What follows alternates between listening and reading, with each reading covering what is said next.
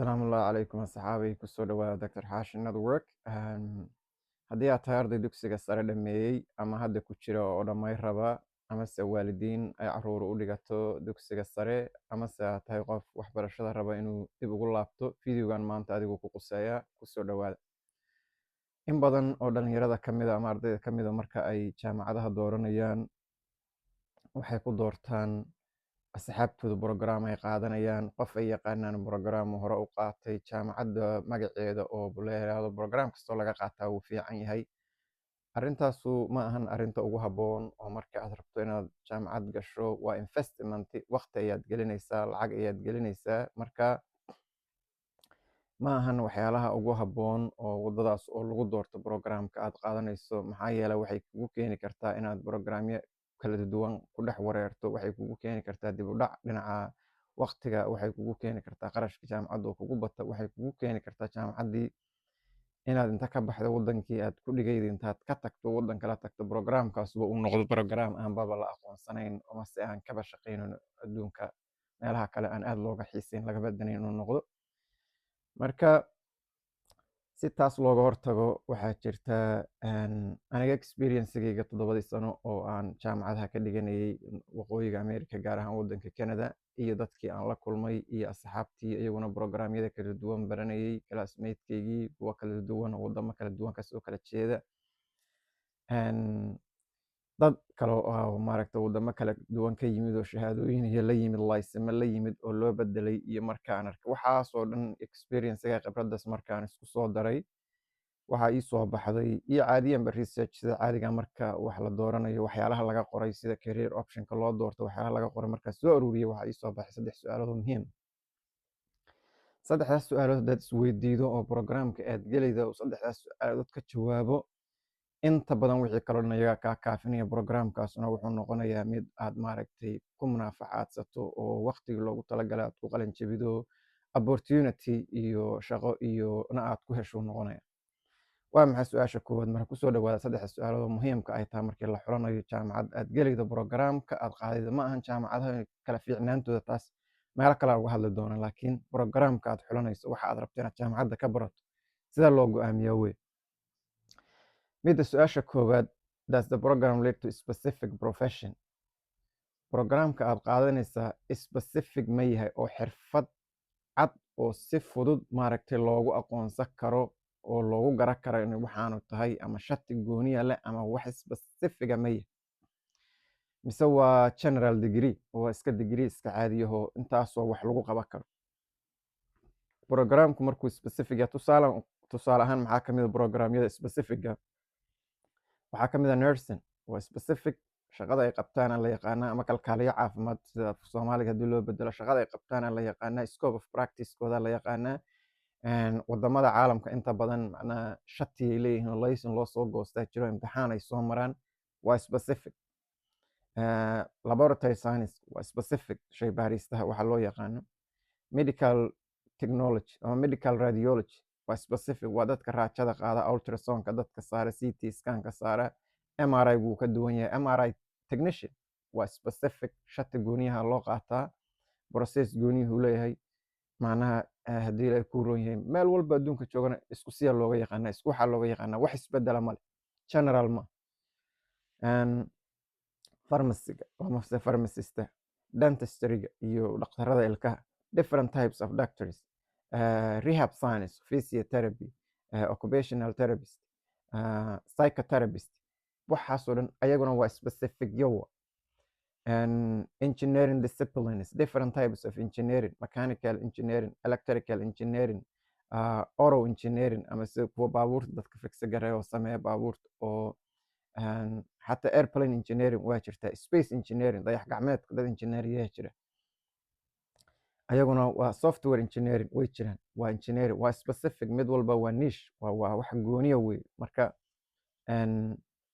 programyadaasoo dhan waxay leeyihiin clear path ama waddo ay ku dhammaadaan ay leeyihiin. Markuu qofku dhammeeyo practice uu samaynayaa, license uu qaadanayaa, sidaasuu ku shaqaynayaa. Qofka inta badan hadda waddankan joogo kale waxaa la weydiinayaa, waxa la fiirinayaa shahaadadiisa waqtiga uu qaatay, waxaa la fiirinayaa shatiga inuu haysto, imtixaankii license lagu qaadayo soo baasay, khalaas sheekadu waa isku dhamaatay. Qaarkood experience loo fiirinaya.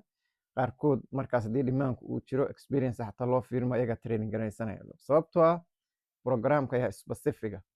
markuu sidoo kale programku specific yahay waxaad ku dhammaynayda on time. hadduu 2 sanaha 2 sanaad ku dhammaynaysa, 3 sanaha 3 sanaad ku dhammaynaysa, hadduu 4 sanaha 4 sanaad ku dhammaynaysa, sababtoo waa specific meel uu ku dhammaaday iyo meel uu leeyahay waxa laba bedelaya ma jiro haddaad go'aansatay programkaas inaad qaadato.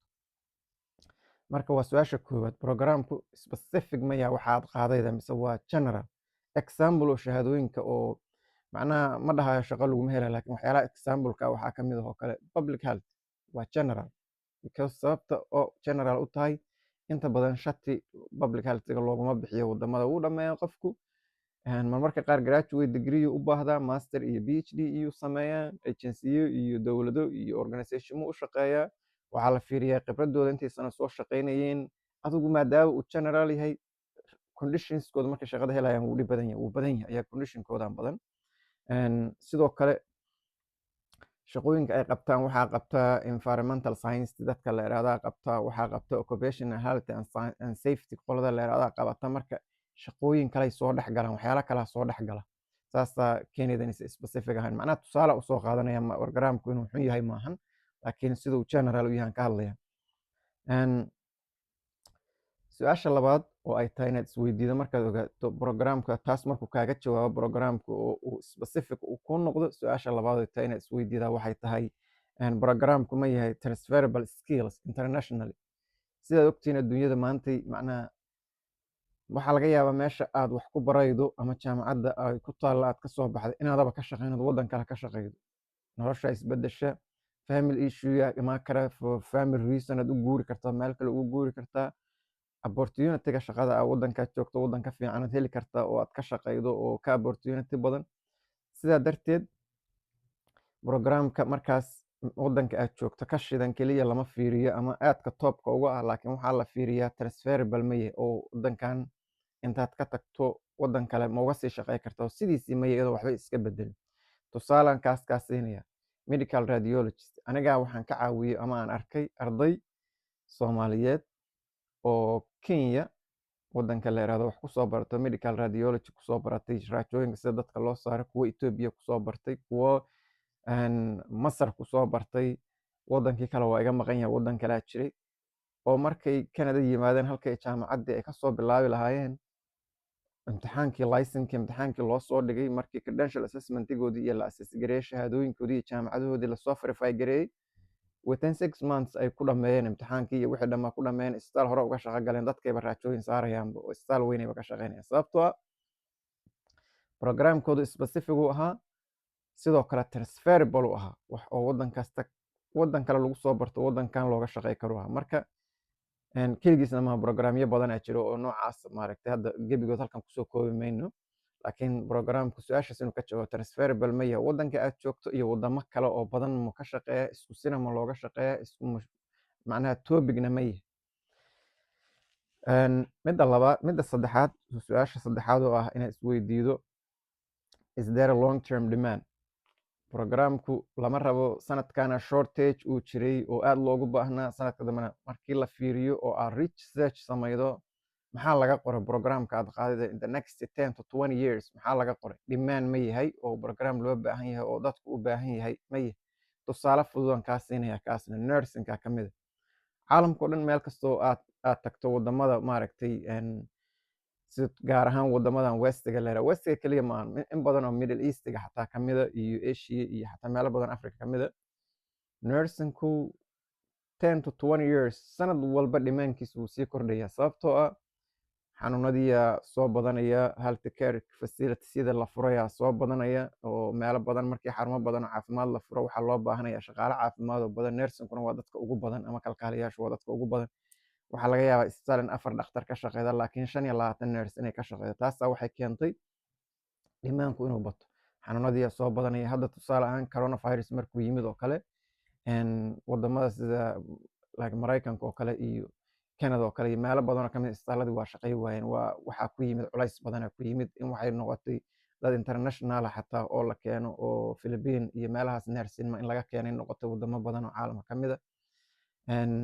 sababtoo ah fayrasyadaas iyo bandemigyadaas imaanaya waxay keenayaan culays badan, dad sii shaqeeyhaya ayagu ka cabsanayo dhahayo waxaas inaan anigu maaragtay inaan maanta o dhan meelahaas xanuunadaas iyo ka dhex shaqeeyo, dadaa cabsanaya, dada medical conditions qaba oo shaqadii ka baxaya, marka in dad kale lasoo replace gareeyo. Sidoo kale dadka waaweyn ama maaragta la keer garaynaya aad u soo badanaya. sidaas awgeed dhimaanku meelo badan markii laga fiiriyo aad u sarreeya. Nursing oo kale in badan arrimaha caafimaadka la xiriira dhimaankoodu wuu iska sarreeyaa mar walba waa loo baahan yahay, laakiin haddana specific niche-kaas tusaale u soo qaata ma ahan inaan dhahayo dadkoo dhan ha wada bartaan, laakiin tusaalan kuugu soo qaadanaya. Dhimaanku marka waxaad ka fiirinaysaa sanadkaas waxa looga baahan yahay waddanka aad joogto maahan. Adduunka oo dhan aad fiirinaysaa career-kan ama waxaan aad rabto inaad qaadayda adduunka demand ma ka jira, baahi loo qabo xirfaddan ma ka jirta adduunka. Haddaan soo af Soomaaliyeeyo soo jilciyo, baahi loo qabaa ma jirtaa waxaan aad rabto inaad barato. taasuna waa su-aasha saddexaad. Marka saddexdaas shay hadduu ka jawaabo programku oo midda koowaad ay tahay specific niche ma yahay, meel oo xirfad cad oo la yaqaano ku dhammaahayda ma yahay programka aad rabtaa inaad qaadaydo. Transferable ma yahay oo skillskaas waddankan inta ka tagto waddan kale ma uga shaqey kartaa isagoo isku siiyo wax badan aadba bedelin, maybena laysinkii bedelato imtixaan kala qorto, laakiin adoon waxba kale ka bedelin waddan inta kasoo tagto waddan kale ma uga shaqey kartaa. Iyo midda saddexaad oo demand ma jira oo baahi loo qabo programkan ma jira. Haddii jirto se ma kordhayda oo sanad walba shaqaalihii intii loo baahnaa ma kasii kordhaya, in badan ma loo baaha. Saasaa la yirahdaa dhimaanka inuu sii kordhayo oo sanadkii hore haddii tusaale ahaan waddankan 200,000 oo shaqaale noocaasa oo xirfadaas laga shaqeey, sanadka ku xigta 300,000, sanadka ku xigta 400,000, sidaas macnaa demand saasaa la yirahdaa oo kordhaya oo kor u socda ma yahay. Marka arrimahaas markaad saddexdaas su-aalood ka soo jawaabto waxaa laga yaabaa inaad is tiraahdo ka waran oo shaqadii iyo suu nacfi u leeyahay iyo lacag fiican ma bixiya. Haddii uu programku saddexdaas su-aalood ka soo jawaabay haa, saddexdaas su-aalood hadduu ka soo jawaabay waaba yahay programyada ugu nacfiga fiican ama ugu maaragtay qarashaadka iyo job opportunity fiican uba noqonaya. Sababtoo ah saddexda criteria aan soo sheegaa waxay ka dhigayaan inuu programku uu maaragtay hadduu dhimaankiisu jiro lacagtiisuna waa badanta iyo shaqadiisuna waa badanta, waa dhimaankii. Haddii shaqadiisu badantana qarashaadkiisa lagu bixiyaana waa badan yahay iyo investmentigiisu waa badan yahay. Marka waxaa laga yaabaa inaad su-aal kale keento tiraahdo ka waran haddii uusan hobbigayga iyo uusan ahayn, oo dadaa waxay yidhahdaan oo wixii aad ku fiican taho strengthkaagu yahay. Marka aad jaamacad aadaydo sideedu macnaha waa lagu training garaynaya, waxaan maanta aada ku fiicnayn ayadaad ka baranaysaa. Macnihii wixii inaad taqaanayba maaha, waa ka baranaysaa. Adduunkan hadda maanta aan joogno dhaqaalihiisii uu hoos isaga socdo oo dagaalo iyo waxyaalo badan ay jiraanna, intaad dhihi lahayd waxaan hobbigaygu yahay oo aan aad u jecelahay aan doonaa, waxaa ka habboon inaad doonto wax nacfi leh oo anfacaya. Waa macnaha laba su-aalood oo kala duwan. Marka way fiicantaha wixii hobbigaagu ahaa inay noqoto wax fiican oo demand la inay kuu noqoto, laakiin wixii hobbigaagu ahaa tusaale ahaan in wax la daroogareeyo la jooreeyo oo arts la sameeyo haddii hobbigaagu yahood aad ugu fiican tahay, laakiin aan demand adduunka uusan ka jirin loo qaba oo aysan ka jirin, amase haddii ilaahay kuu roon yahay hobbigaaga wixii ahaaba wax hadda AI ay qaadatayba ay tahay oo ma garanaysaa waxyaalo oo AI sida hadda web designing oo kale, macnaha in website la design gareeyo sanada ka hor 3,000 4,000 oo dollar lagu bixi jiray professional website weyn oo dhowr page in la sameeyo. Laakiin hadda qofaanba jaamacadba ka soo bixin waxoogaa yaroo AI iyo soo bartay iyo sida computerka loo isticmaalo iyo koorsi yaroo 6 bilood soo qaatay wuxuu ku leeyahay aniga 500 isii 3 maalmoodna isii anaa website-ka ugu casrisan kuu dhisayo ku leeyahay. Macnaha AI-giya dhinacaas xoogaa u badatay. Marka wixii aad hobbigaaga ahaa haddii ay match gareey waayaan oo ay iskeeni waayaan waxa maaragtay dhimaan kale ama nacfiga ama mustaqbalkaaga u fiican, macnaha meeshas waxa waaye waa taas unbaad baranaysaa, hobbigaagina sidiisii aad usii wadanaysaa. Marka waa su-aal kale iyo maalinteeda iyaduna in wixii hobbigaaga ahaa jecleed oo aad ku fiicneed iyo waxa nacfiga loo hadday iskeeni waayaan sidaa loo analyze gareeyo oo loo go-aamiya waa su-aal kale iyo maalinteeda. Laakiin videoga yaan idinku dheerayn, waxaan rabay inaan idinla wadaago marka aad rabto inaad jaamacad gasho haddaan soo samarais gareeyo saddexdaas su-aalood isweydii. saddexdaas su-aalood isweydii programkaad qaadida specific ma yahay, wax waddo qaasoo la yaqaano ku dhammaanaya ma yahay, transferable ma yahay oo waddankan waddanaan ahayn ma uga shaqey karto oo iyo magaalooyinka kala duwan, dhimaanna ma jirto oo wax baahi loo qabo mataa. Saddexdaas hadduu ka jawaabo programkaagu wuu fiican yahay, waana maaragtay xoogga haddaad saartana waa ku guuleysanaysaa insha allah. Marka halkaasaan video kusoo gabangabeynayaa. Safartii video ugu dambeeyay video caafimaadka la xiriiray ahayn, marka xoogaa maanta breakgaasaan kasoo qaadanay marmarka qaar video waxbarashada la xiriiraan kusoo dhex tuuraya.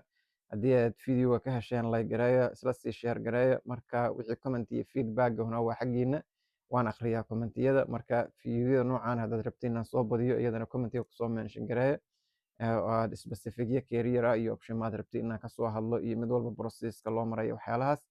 Salaamu calaykum.